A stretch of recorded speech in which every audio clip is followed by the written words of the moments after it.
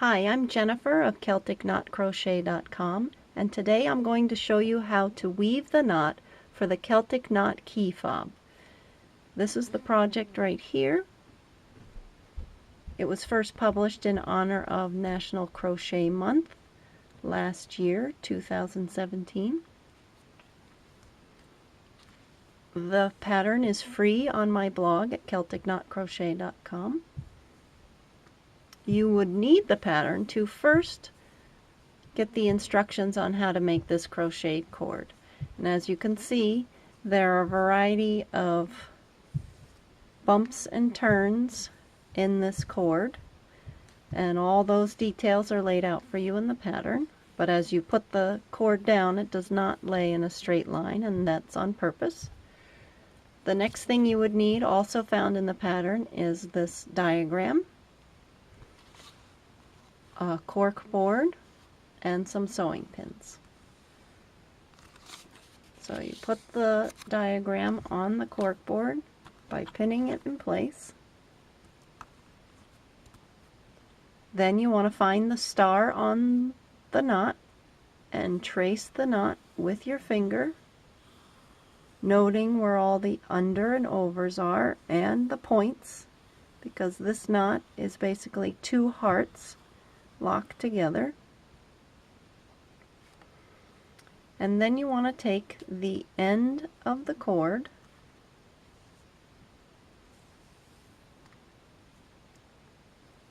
and this time I am not using the end with the yarn tails. And I'm going to follow the direction of the arrows and place the end of the cord right next to where that red star is and pin it in place.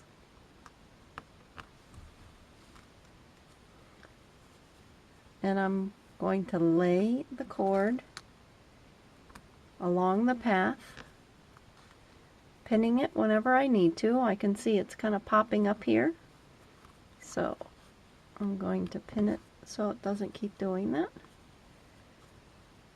Now I also know that this point right here should be down by A, so I'm going to need to adjust my knot just a little bit.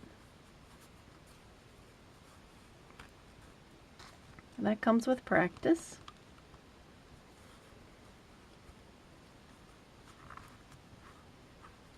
And now, by adjusting it just that small amount, I can see that the points line up. And that much so far, that slight S shape, I didn't have to pass over or under any cords. Now I'm going to start going over and under. So I peek underneath at the diagram and see that the path I'm on is going to go over this one and then under the next one.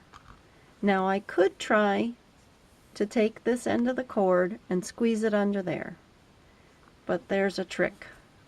Since this is at the end right here, I can lift up this pin, pick up that end, and put it over like that. And now I haven't had to try to weave that big cord through the small space. Then I continue and I see that the cord is going to go down through here.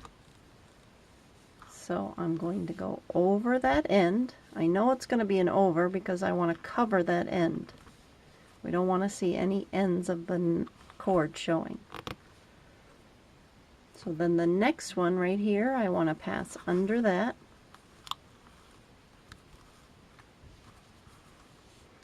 And now it's over is easy. And then I have my last section here. So when I'm coming down the home stretch of a knot, I know that if I've done the knot correctly, I should have the under-over pattern working perfectly. So I just went over, so that means I would need to go under. So I can figure that out without even looking at the diagram.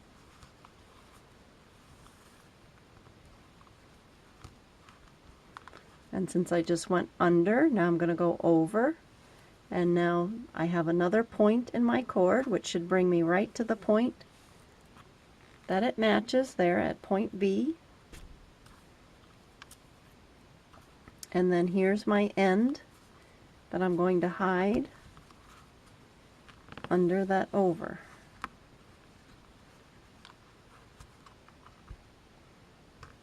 So I can pin it in place at all the edges. And that's how you would finish the knot.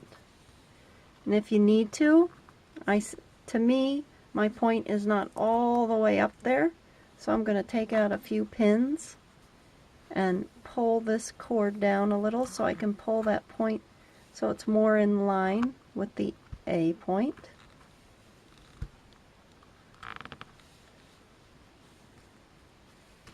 And that's my knot. That matches the completed project.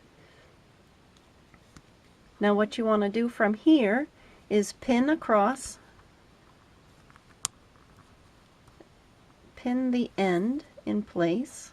Both ends would be great, but if you can just manage one, take out the other pins. And if you've done it right, it should hold itself in place like this. All those over and unders lock it in place.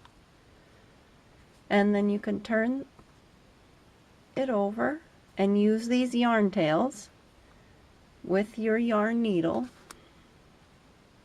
to secure those ends together. I just sew them right together, right there where they meet. You can see that. I sew them right there with a whip stitch. I can show you that.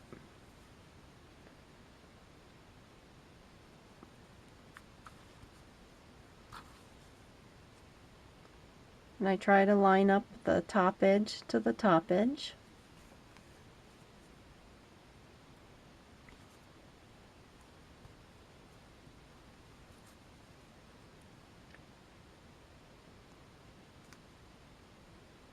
Once I've done maybe one or two, then I take the pin out because it's actually getting in the way. And I continue sewing it up till I like how secure it is. And then I continue with this. Let me push this out of the way so you can see better. I then can take this yarn tail and secure this part of the cord to the other cord that's next to it. And I continue to do that. I hide the cord, I work down this way with the needle on the back side of all the stitches. Usually I use a needle that's smaller than this. And then I catch a loop on this side, and then I catch a loop on another side. And because I'm using the color, the main color of the cord, you can't see it on the other side. And I just use up all the yarn tails and work my way around the knot. And when I've run out of the yarn tail, I snip it off there and secure it. Thanks for watching. Make sure to subscribe for more Celtic knot tutorials.